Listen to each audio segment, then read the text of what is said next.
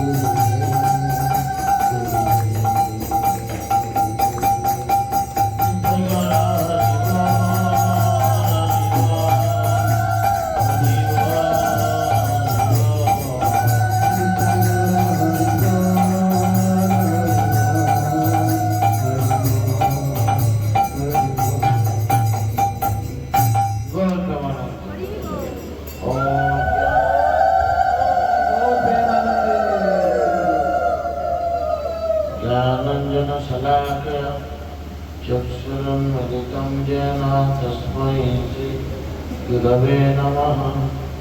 नमो विष्णुपादाय कृष्णपृष्ठाय भूतले श्रीमते जयपताका स्वामिनिति नामिने। नमो आचार्यपादाय निताय कृपाप्रदायिने गौरकथा दामोदाय नगरग्रामोदायिने। नमोऽयं विष्णुपादाय कृष्णपृष्ठाय भूतले श्रीमते भक्तिवेदान्त स्वामिनिति नामिने। नमस्ते सरस्वती देवे गौरवाणी प्रचारिणे निर्विशेषशून्यवादी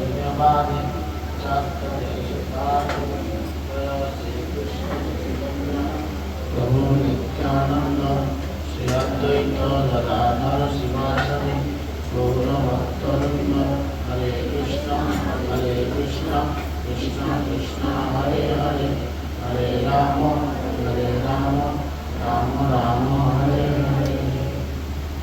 ओम नमो भगवते वासुदेवाय।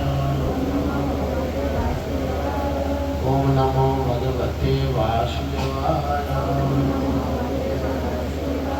ओम नमो भगवते वासुदेवाय। हरे विष्णु। সকলকে সর্বপ্রথম মানিয়াটি চিরাদুলি মহোৎসবের আন্তরিক প্রীতি শুভেচ্ছা অভিনন্দন জানাই। কি আলোচনা হলো?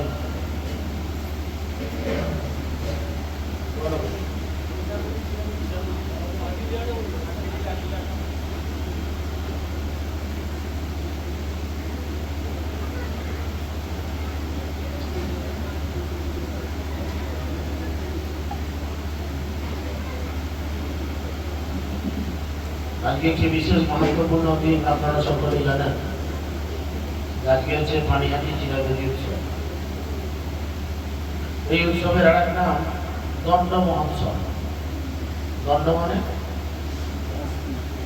মানে হচ্ছে শাস্তি, আবার দণ্ড মানে বাসন পেছনে একটা মজা আছে, ঠিক আছে? দুটো মানেই। তো আজকের এই বিশেষ তিথিতে, বিশেষ দিনে কি হয়েছিল না, আপনারা অনেকেই পরিচিত আছেন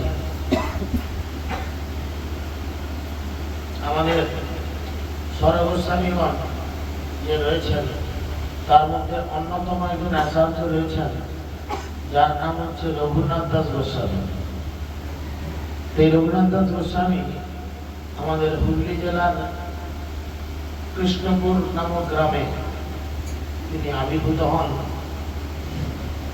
খুব বড়লোক জমিদারের পরিবারে। বলা হতো যে বার্ষিক তখনকার দিন, আজ থেকে প্রায় 500 বছর পূর্বে, বার্ষিক 20 লক্ষ থেকে 25 লক্ষ ট্যাক্স তাদের সরকারকে দিতে হতো। চিন্তা করা যায় যে আজ থেকে 500 বছর আগে 20 থেকে 25 লক্ষ টাকার কত মূল্য ছিল, তার মানে তাদের ইনকাম কত ছিল। তো ইনি ছেলেবেলা থেকে কি করতেন, বেশিরভাগই যেখানে নাম সংকীর্তন হতো সেখানে পৌঁছে যেতেন, এবং ছেলেবেলা থেকে তার একটা আইকন ছিল চৈতন্য মহাপ্রভু। সবার জীবনের একটা আইকন থাকে, লক্ষ্য থাকে, তাই না? কেউ বলে আমি ধোনির মতো ক্রিকেটার হব, কেউ বলে আমি বিরাট কোহলির মতো ক্রিকেটার হব, তাই না? তার যেমন আইকন, সে আইকন মধ্যে শিখা হয়। তো এই রঘুনাথ দাস গোস্বামী তিনি কি করতেন না, তিনি মহাপ্রভুকে আইকন করেছিলেন, এবং মহাপ্রভুকে আইকন করার ফলে তিনি সবসময় মহাপ্রভুর কথা চিন্তা করতেন, মহাপ্রভুর কথা শুনবার চেষ্টা করতেন। তো এরকম হতে হতে তার যখন বাড়ির লোকজন দেখলো যে ওনার লেখাপড়ার মধ্যে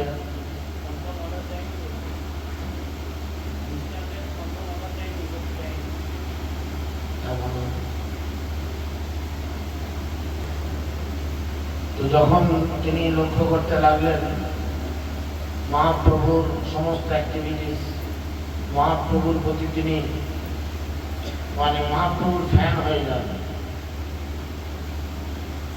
লেখাপড়া ছেড়ে দিয়েছেন, যেখানে কীর্তন চলছে, যেখানে মহাপ্রভুর গুণমহিমা আলোচিত হচ্ছে, বা যেখানে মহাপ্রভু আসছেন শুনছে, সেখানেই তিনি চলে যাচ্ছেন। দিনের পর দিন, রাতের পর রাত কাটিয়ে আসছে। তার বাড়ির যে সমস্ত বড় গার্জিয়ানরা ছিল, জ্যাঠা কাকা বাবা, এরা চিন্তা করলো ছেলেরা আচরণ করছে, ছেলেরা কি করি, ধরে একটা বিয়ে দিয়ে দিই। অপূর্ব সুন্দরী একজন মহিলাকে জোগাড় করেছেন এবং ওনার বিবাহ দিয়ে দিয়েছেন।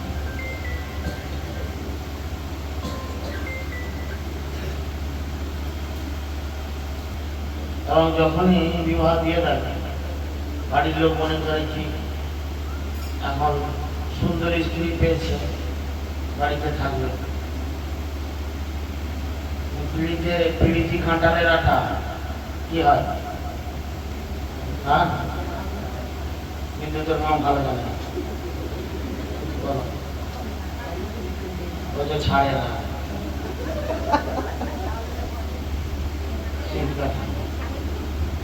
আমি সেটা তুমি সিনিয়র লোক বলে জানতে চাইলাম। এখন রঘুনাথ দাস গোস্বামীর মধ্যে সেই আঠা লেগেছে, যার ফলে তিনি যত সুন্দরী স্ত্রী তাকে দেয়া হোক না কেন, তার মন তো করে থাকে মহাপ্রভুর চরণে। তাই তিনি প্রায় দিনই মহাপ্রভুর সঙ্গ করার জন্য বিভিন্ন দিকে যেতেন, পেতেন না। ইত্যাবসরে মহাপ্রভু কি করেছিলেন না, তিনি সন্ন্যাস গ্রহণ করে চলে গেছিলেন কোথায়, নীলাচল পুরীতে।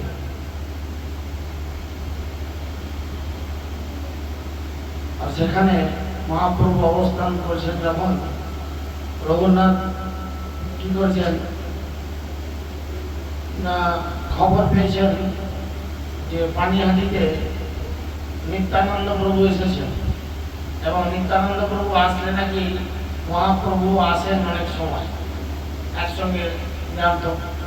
তাই নিত্যানন্দ প্রভু এসেছেন এই খবর জানার পর তিনি কি করেছেন, পানিহাটি পৌঁছে গেছেন। পৌঁছে গিয়ে দেখছেন সেখানে মহাপ্রভু নেই, নিত্যানন্দ প্রভু তার সমগ্র পারিষদ বর্গকে নিয়ে অবস্থান করছে।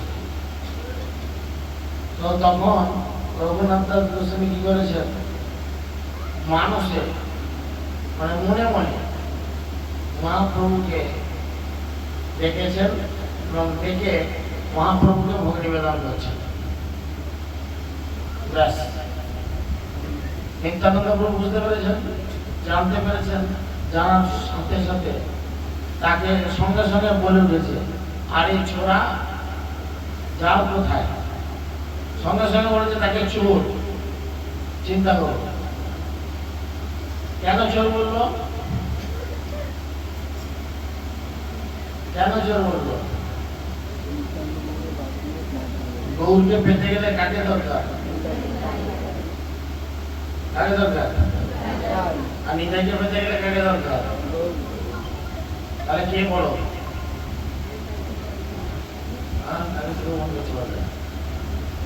কে বড়? বলেন কে বড়? নিতাই বড় না গৌর বড়? নিতাই বড়। কি করে সাহিত্য এখানে সমান, কি করে বড় বলতে হবে, আন্দাজে বলতে হবে না।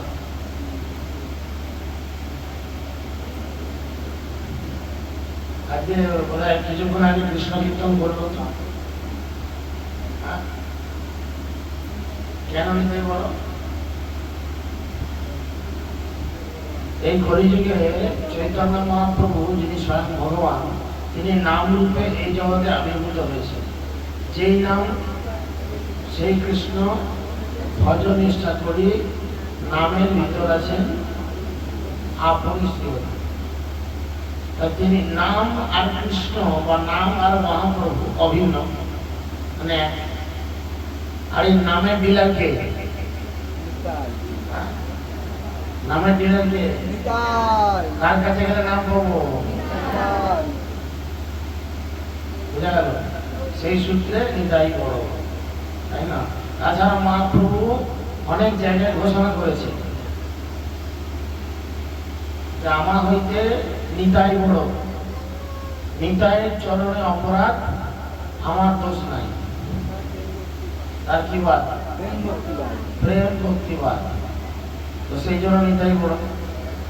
তাই নিতাই জোর করে তাকে বলেছে, এই চোরা, মানে এই চোর, তুমি আমাকে বাদ দিয়ে গরুকে খেতে দিলে, তোমার সাহস তো কম না? হ্যাঁ, বুঝতে পেরেছি? তো তখন এই অপরাধের জন্য তাকে বললো, তুমি এই যে চুরি করেছো আর চুরি করে ধরা পড়েছো, এর জন্য তোমার পানিশমেন্ট আছে, সাজা আছে। অর্থাৎ তাকে বাংলায় বলে দণ্ড, দণ্ড আছে। কি দণ্ড? রঘুনাথ গোস্বামী ছিলেন দৈন্যতার এক মূর্ত প্রতীক। তিনি বললেন, কি দণ্ড দেবেন? যা দেবেন আমি মাথায় পেলে নেব। বলো না, তেমন কিছু নয়, এই আমাদের সঙ্গভঙ্গ আছে সব, তোমাকে একটু কি করতে হবে, চিড়ে, দই, দুধ, মানে ফলার যাকে বলে, ইত্যাদি দিয়ে একটা আমাকে একটু ফিস্ট খাওয়াতে হবে, বুঝতে পারলেন? দণ্ড দিয়েছিলেন, এবং দণ্ড গ্রহণের মাধ্যমে রঘুনাথ গোস্বামী কি করেছিলেন, পরবর্তীকালে মহাপ্রভুকে পেয়েছিলেন নিত্যানন্দ কৃপায়, এবং তিনি পরে বৃন্দাবনে অবস্থান করতেন। শ্যামকুণ্ড রাধাকুণ্ড আছে এখানে, সেই স্থানে। এবং অবস্থানরত অবস্থায় তিনি যখন চৈতন্য চরিতামৃতের বিভিন্ন টিপ্পণী বা অন্যান্য বিভিন্ন শাস্ত্রের টিপ্পণী লিখছেন, ওনার সঙ্গে অলৌকিক লীলা হতো কি না, উনি যখন বসে বসে এই সমস্ত টিকা টিপ্পণী লিখতেন, ভগবানের গুণমহিমা লিখতেন, এবং এই আপনাদের মতো মনে মনে চিন্তা করতেন। আপনারা যেমন অনেকে এখন চোখ বন্ধ করে মনে মনে চিন্তা করছেন, এই সামনে দুজন শান্তা মন্দিরতে সকাল থেকেই ছাটার নামছে আর উঠছে, ছাটার নামছে আর উঠছে। হ্যাঁ হ্যাঁ, আমার সাধারণ নাম চিনছে, কিছু করার নেই। সঙ্গীতা মাঝে মধ্যে ওখান থেকে ছাটার নাম হচ্ছে, বসে বসে ওখান থেকে ধ্যান করছে। তারপরে বাপেদের কথা বলতে হবে, আরেকজন কথা চিন্তা করেন, তিনি কি করেছিলেন, যখন টিকা টিপ্পণী লিখতেন, রৌদ্রের মধ্যে বসে ওনার শুদ্ধ ভক্তির প্রভাবে কি হয়েছিল না, স্বয়ং শ্রীমতী রাধারানী নিজে এসে তার আঁচল দিয়ে তার মাথায় আড়াল করে রাখতেন। যেমন গ্রীষ্মকালে প্রচুর গরমের মধ্যে যদি আমরা দাঁড়াই, মাথায় একটা ছাতা কেউ ধরে, বেশ ভালো লাগে না? একটু ছাতা ধরলে আরাম হয়। তো রঘুনাথ দাস গোস্বামী উনি ভগবানের কথা লিখছেন বইয়ের মধ্যে, আর শ্রীমতী রাধারানী কি করছেন, এসে নিজের আঁচলটাকে বাড়িয়ে দিয়ে মাথার উপরে ছাতার মতো লিখছে। তো এই দেখে যে সমস্ত সিনিয়র ভক্তরা ছিলেন বৃন্দাবনে, তারা রঘুনাথ গোস্বামীকে বললেন, হে রঘুনাথ, তুমি কি বৃন্দাবনে কৃষ্ণ আর শ্রীমতী রাধারানীকে তোমার চাকর বানাতে এসেছো? বলে কেন? না দেখো, তুমি রৌদ্রের মধ্যে বসে যখন লেখো, শ্রীমতী রাধারানী কি করেন, ছাতার মতো তার দুপাট্টা আড়াল করেন, আর তুমি যখন রাত্রে ওই রাধাকুণ্ডের তীরে ঘুমিয়ে যাও, বিশ্রাম করো, তখন তোমার যাতে কোনো জীবজন্তু বা কোন রকম ডাকাত চোর ইত্যাদি কোনো তোমার যেন ক্ষতি করতে না পারে, সেই কারণে কি হয় না, কৃষ্ণ স্বয়ং তোমাকে পাহারা দেয়। তাহলে তুমি দুজনকে তোমার চাকর বানিয়ে রেখেছো। তো সেই রঘুনাথ দাস গোস্বামী বৃন্দাবনে দেহত্যাগ করেন, এবং এই রঘুনাথ দাস গোস্বামী এত বড় বৈষ্ণব ছিলেন, তিনি কিন্তু আমাদের হুগলি জেলার লোক ছিলেন। ব্যান্ডেল থেকে সামান্য কয়েক কিলোমিটার গেলে কৃষ্ণপুর বলে একটি গ্রাম পড়ে, সেই গ্রামে ওনার আবির্ভাব স্থান রয়েছে। আমাদের ইস্কন মন্দির হয়েছে, আজকে ওখানে অনুষ্ঠান চলছে, ইত্যাদি ইত্যাদি ব্যবস্থাপনা হচ্ছে।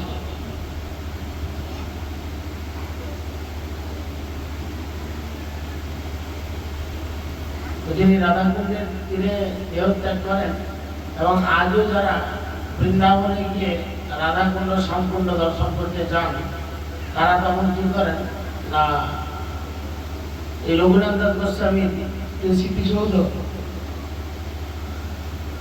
মন্দির দর্শন করেন। তো যেহেতু তিনি নিত্যানন্দ প্রভুর কাছ থেকে দণ্ড পেয়েছিলেন, শাস্তি পেয়েছিলেন, এবং শাস্তি পাওয়ার পরে মহাপ্রভুকে পেয়েছিলেন, আমরাও চেষ্টা করেছিলাম 2 দিন 3 দিন ধরে আমাদের বিভিন্ন স্টুডেন্ট যারা আছে তাদের শাস্তি দেওয়া। অনেকে স্বেচ্ছায় মাথা পেতে শাস্তি মেনে নিয়েছে, কেউ চিড়া দিয়েছে, কেউ দুধ দিয়েছে, কেউ দই দিয়েছে, কেউ আরো অনেক সামগ্রী লাগে, ইত্যাদি ইত্যাদি সবকিছু দিয়ে সহায়তা করেছে।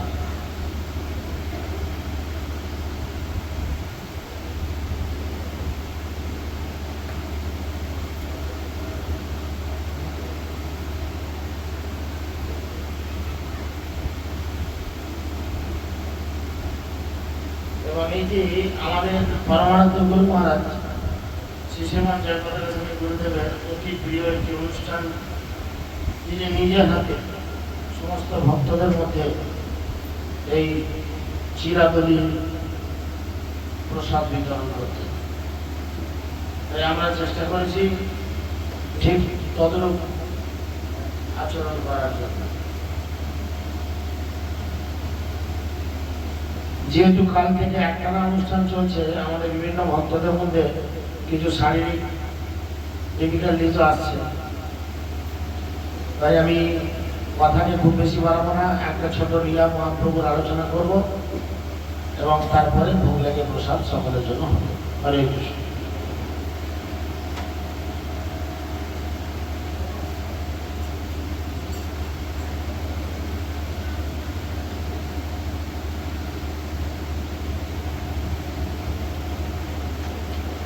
জয় জয় সর্বলোক নাথ গৌরচন্দ্র, জয় বিপ্র বেদ ধর্ম নাসির মহেন্দ্র, জয় শচী গর্ভরত্ন কারুণ্য সাগর, জয় জয় নিত্যানন্দ, জয় বিশ্বম্ভর, ভক্ত গোষ্ঠী সহিত গৌরাঙ্গ জয় জয়।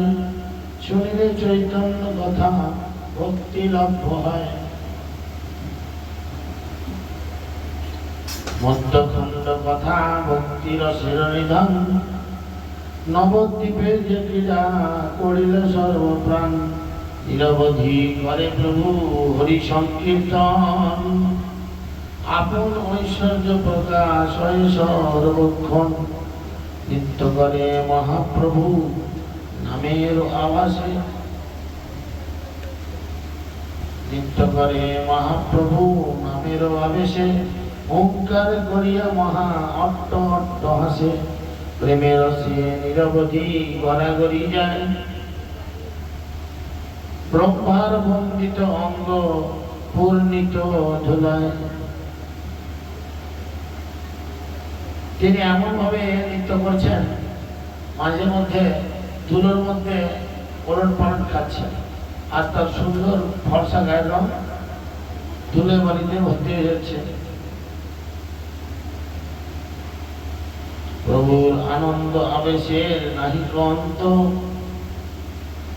নয়ন ভরিয়া গেছে যেসব ভাগ্যবন্ত, বাহ্য হইলে বৈশে প্রভু সর্বাগণ লইয়া, কোন দিন গঙ্গা জলে বিহারে গিয়া, কোন দিন নিত্য করি বসে অঙ্গনে, ঘরে স্নান করেন সর্বভক্তগণে। কোনো দিন ধুলোবালি মেঘে কি করতেন, নদীর মধ্যে ঝাঁপ দিতেন সব ভক্তদেরকে। আবার কোনো দিন সব ভক্তদের একসঙ্গে ডেকে নিয়ে গিয়ে ঘরের মধ্যে সবাই একসঙ্গে চান করতেন। যতক্ষণ প্রভুর আনন্দ নিত্য হয়, ততক্ষণ দুঃখী পূর্ববর্তী জন বহে। অনেকে দেখে সুন্দর সজল নয়নে, পুনঃ পুনঃ গঙ্গা জল বহিলে মানে। সারি সারি চতুর্দিকে এক কুম্ভগণ, দেখিয়া সন্তোষ বড় হইল সচির আনন্দন। শিবাসের স্থানে প্রভু জিজ্ঞাসা আপনে, প্রতিদিনই গঙ্গা জল কোন জন আনে। শিবাস ঠাকুরের বাড়িতে তিনি প্রতিদিন নিত্য কীর্তন করতেন। আর এই নিত্য কীর্তনে অংশগ্রহণ করে তিনি বড় আনন্দ পেতেন। মহাপ্রভু আস্তে আস্তে তার পাগুলো ধুয়ে দেওয়া হতো গঙ্গা জল দিয়ে।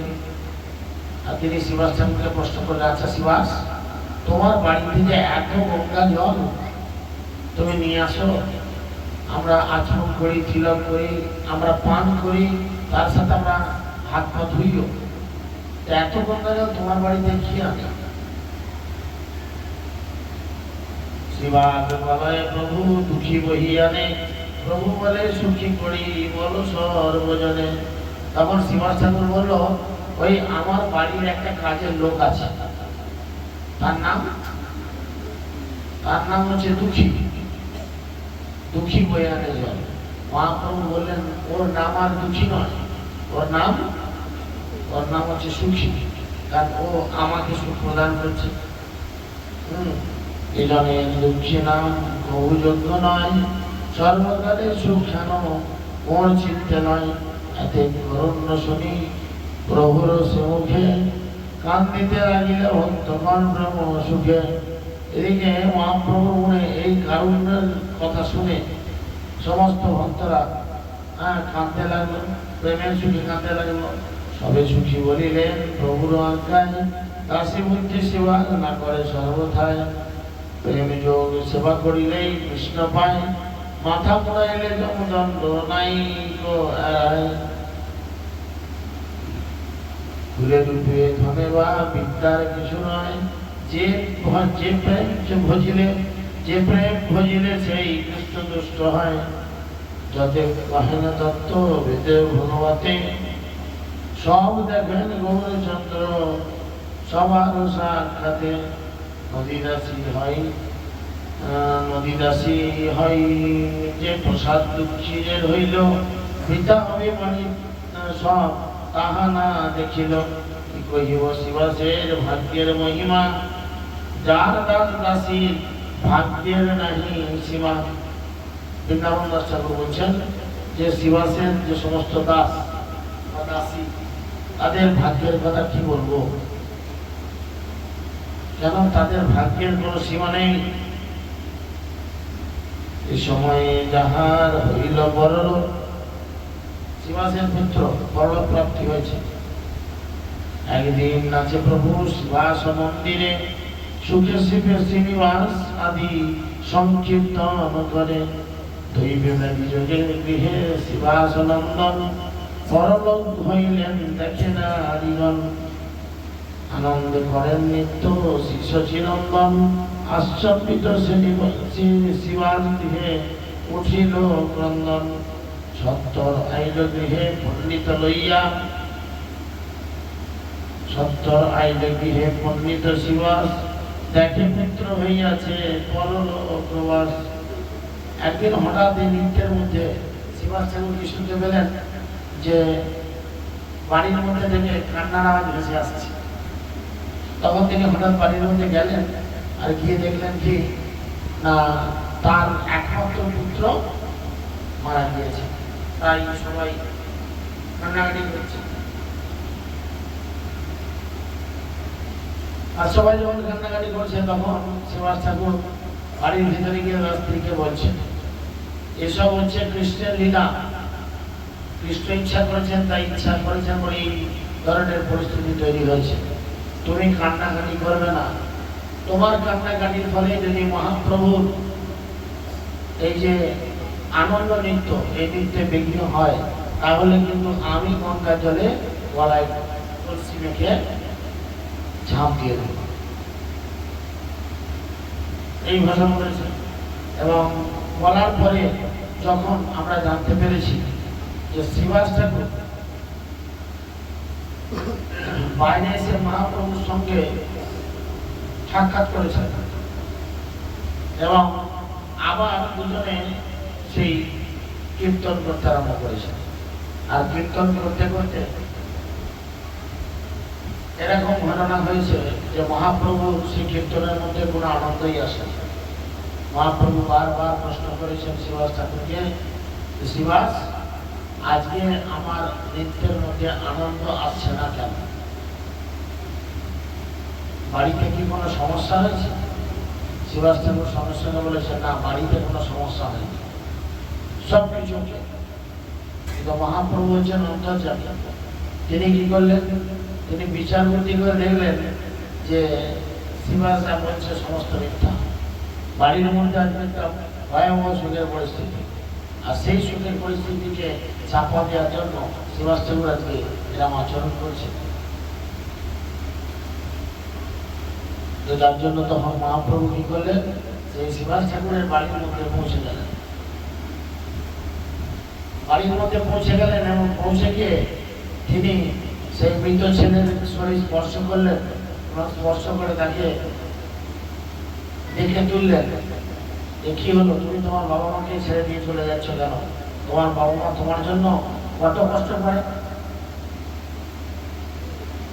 তখন শ্রীবাসের ওই মৃত পুত্র হঠাৎ জেগে উঠেছিল এবং জেগে উঠে তার উত্তর করেছিল কি না, জন্মে জন্মে আমি এরকম বহু বাবা বহু মা পেয়েছি, কিন্তু এই জন্মে আমার এই যে মৃত্যু, এই মৃত্যুটা হচ্ছে সফল। কেন? কোন মৃত্যু সব থেকে ভালো?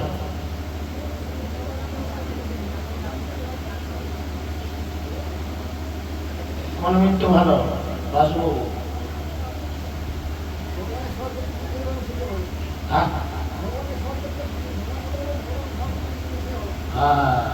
ভগবানকে স্মরণ করতে করতে মৃত্যু ভালো, খুব ভালো। স্মরণ করার জন্য কি লাগবে? পড়া, খুঁটি, ঢেউ, ঢাকনা, কি লাগবে? শুধু শ্রদ্ধা ভক্তিতে স্মরণ হবে না।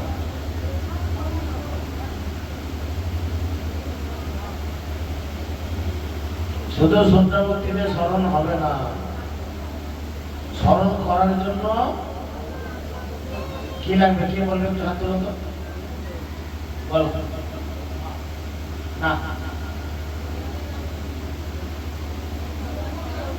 শ্রবণ। স্মরণ মানে হচ্ছে চিন্তা। আগে শুনতে হবে। নববিধা ভক্তির তৃতীয় শ্রেণী বলেছেন, ঠিক আছে? নববিধা ভক্তির প্রথম এবং প্রধান শ্রেণী কি? শ্রবণ। শ্রবণ কীর্তন কর মনক্ষণ, অসৎ পচানো ছাড়ি। কি বলছে? কহে প্রেমানন্দ। ওই প্রেমানন্দ কহে প্রেমানন্দ, মহাপ্রভুর সঙ্গে প্রেমানন্দ। কহে প্রেমানন্দ, মনুষ্য জীবন সফল করোনা ভাই। কি বলছেন? শ্রবণ কীর্তন কর অনুক্ষণ, বারবার শুনতে হবে আর বারবার বলতে হবে। অসৎ প্রচার ছাড়ি। অসৎ মানে খারাপ, প্রচার মানে স্যাম্পেল দিতে পচাল, তোদের স্যাম্পেল দিতে বলছি, পচালের স্যাম্পেল।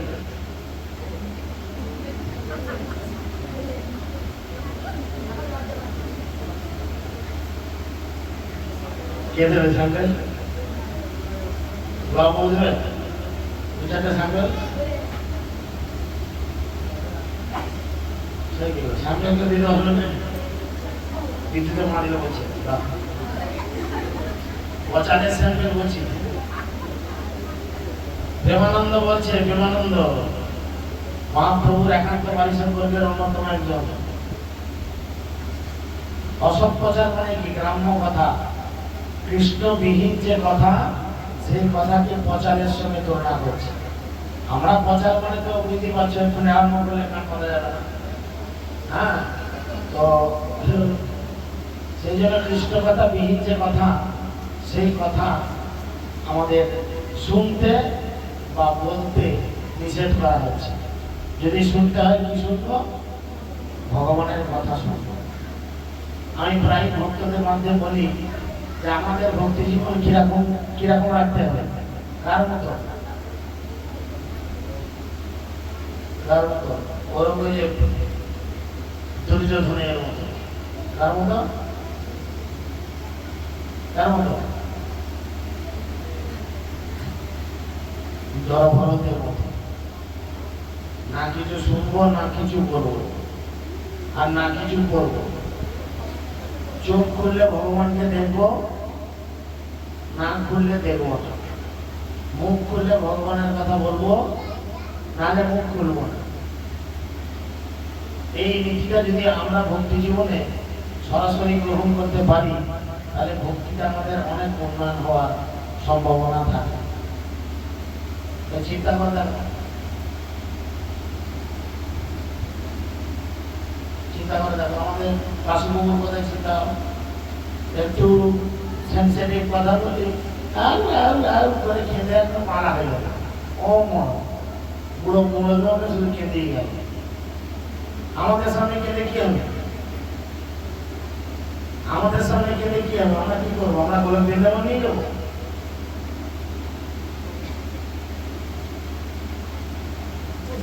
নিজের নিজের কষ্টের কথা ভগবানকে বলতে হবে।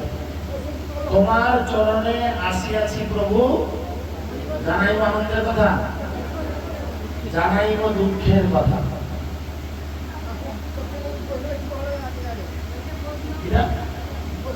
আমি শুনতে পাইনি, এখানে বাংলা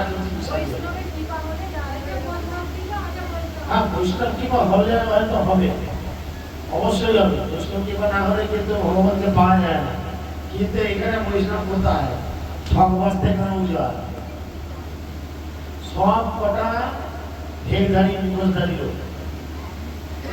একমাত্র বৈষ্ণব আছেন ওই দুজন, শ্রীশ্রীমৎ জয়প্রতাকা স্বামী গুরু মহারাজ, শিল প্রভুপাদ। ঠিক আছে, এনারা দুজন হচ্ছেন প্রকৃত। না না, ভুল করছেন।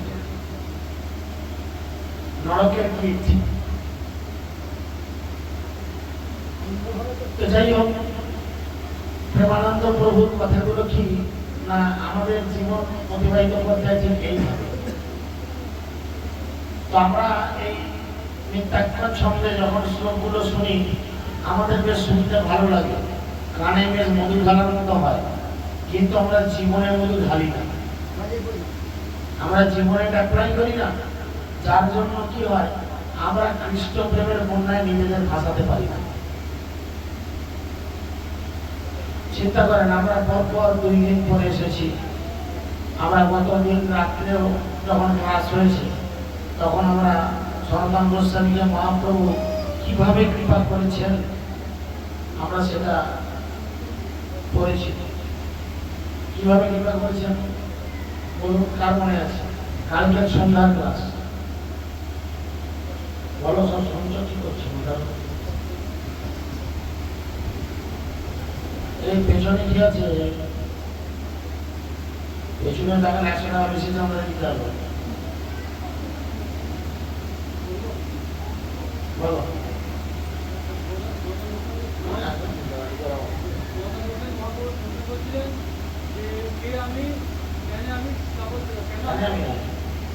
আমি জ্ঞানে মোর জারি কাপড়। মহাপ্রভু উত্তর দিয়েছিল, জীব নিত্য কৃষ্ণ দাস করিলে বিশ্বাস, তার তো আর দুঃখ নাই। কিন্তু আমরা বিশ্বাস করেছি কি? আমরা নিত্য কৃষ্ণ দাস বলে নিজেদের বিশ্বাস করি? আমরা করি না। দেখুন, আজকের এক বিশেষ মুহূর্ত, বিশেষ দিন, দণ্ডের দিন, মানে শাস্তির দিন। লোকে শাস্তি পেলে মন খারাপ হয়, তাই না? বিচারক যখন বিচার করে দেয় কোর্ট থেকে যে অমুককে এই খারাপ কাজ করার জন্য 2 বছর 5 বছর 10 বছর 20 বছর সাজা দেওয়া হলো, মন খারাপ হয়ে যায়। যে সাজা পায় তার মন খারাপ হয়। কিন্তু আজকে এমন একটা গুরুত্বপূর্ণ দিন, যেই দিনে কি হয়েছে, যেই দিনে এমন সাজা দেওয়া হয়েছে যে সাজা পাওয়ার পরে মহাপ্রভুকে পাওয়া গেছে। চিন্তা করুন, আজের বিশেষ দিন। তো আমরা এখানে অনেক সংখ্যায় ভক্তরা রয়েছি। আমরা অনেকেই এই ক্লাস আজকে একবার নয়, বিগত কয়েক বছর ধরে শুনছি। আজ এ বাড়িতেই প্রায় 3 বছর বোধহয় পরপর হচ্ছে নাকি, না 2 বছর? 2 বছর, তাহলে 2 বছর পরপর হচ্ছে। কতজন দণ্ড নেওয়ার জন্য এগিয়ে আসছি, আবার আগামী বছর দেখা যাবে দণ্ড নেওয়ার জন্য কে কে এগিয়ে আসে, না দণ্ড নিয়ে এগিয়ে আসে। দণ্ড নেওয়ার জন্য এগিয়ে আসে না দণ্ড নিয়ে এগিয়ে আসে, দুটো বিষয় দেখতে হবে। চিন্তা করে দেখেন, পুরাতন যে সমস্ত ভক্তরা রয়েছে, আমি কাউকে ছোট করার জন্য বলছি না, জাস্ট চিন্তা করার বিষয় আছে। পুরাতন যে সমস্ত ভক্তরা আছে তাদের মধ্যে কিন্তু মরচে পড়েছে অনেক। এই যে দণ্ড মহোৎসবে যতটা মানে হেল্প করেছে, বেশিরভাগই আমাদের ক্লাসের স্টুডেন্টরাই করেছে, বেশিরভাগ কেন সবটাই। এছাড়াও তো আরো অনেক ভক্তরা আছে, তাদের মানসিকতা করে যাচ্ছে যে যেমন পেয়েছে, যার যেমন ক্ষমতা সে সেইভাবে হেল্প করেছে। বাকিদের মানসিকতা যাচ্ছে কোথায়? তো সেই জন্য যেহেতু এই বিশেষ দিন, এই বিশেষ দিনে সকলের উচিত দণ্ড ইচ্ছাকৃতভাবে গ্রহণ করে নেওয়া, যার ফলে আমরা ভগবত কৃপা খুব সহজে লাভ করতে পারি। হরে কৃষ্ণ কৃষ্ণ কৃষ্ণ হরে হরে, হরে রাম রাম রাম হরে হরে। আলোচিত বিষয়ের প্রশ্ন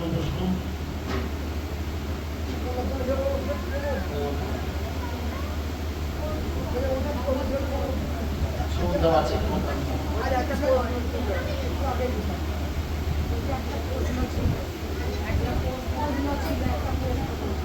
প্রশ্ন করবে।